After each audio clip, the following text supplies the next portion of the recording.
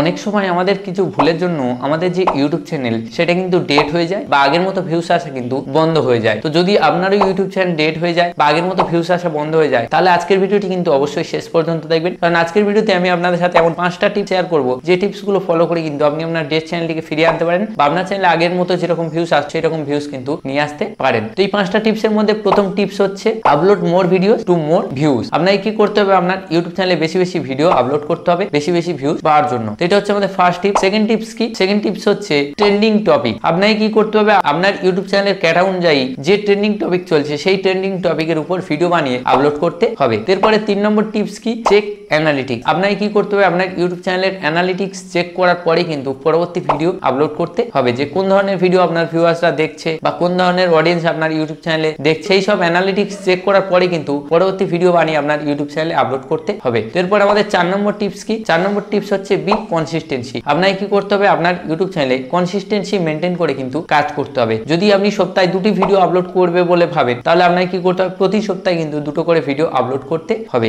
এইভাবে কিন্তু আপনাকে কনসিস্টেন্সি মেনটেন করতে হবে। আর 5 নম্বর টিপস এবং শেষ টিপস কি হচ্ছে? Be patience. আপনাকে কি করতে হবে? ধৈর্য ধরে কিন্তু আপনার ইউটিউব চ্যানেলে কাজ করতে হবে। এই না যে আপনার ইউটিউব চ্যানেল ডেট হয়ে গেছে বলে বা আপনার চ্যানেলে আগের মতো ভিউস আসা বন্ধ হয়ে গেছে বলে আপনি ধৈর্য হারিয়ে আপনার ইউটিউব চ্যানেলে কাজ ছেড়ে দেবেন। এমনটা করলে কিন্তু হবে না। আপনাকে কি করতে হবে? ধৈর্য ধরে কিন্তু আপনার ইউটিউব চ্যানেলে কাজ করতে হবে। তো এই ছিল আজকের 5টা টিপস। এই টিপসগুলো আপনার কেমন লাগলো সেটা কিন্তু অবশ্যই কমেন্ট করে জানাবেন। আর যদি ভালো লেগে থাকে তাহলে কিন্তু অবশ্যই ভিডিওটিতে একটা লাইক করবেন। আর যদি আপনি আমাদের এই ডিজিটাল টিপস বাংলা ইউটিউব চ্যানেলে প্রথমবার হয়ে থাকেন, তাহলে এই চ্যানেলটিকে সাবস্ক্রাইব করে পাশে বেল আইকনে ক্লিক করে অল নোটিফিকেশন সিলেক্ট করবেন।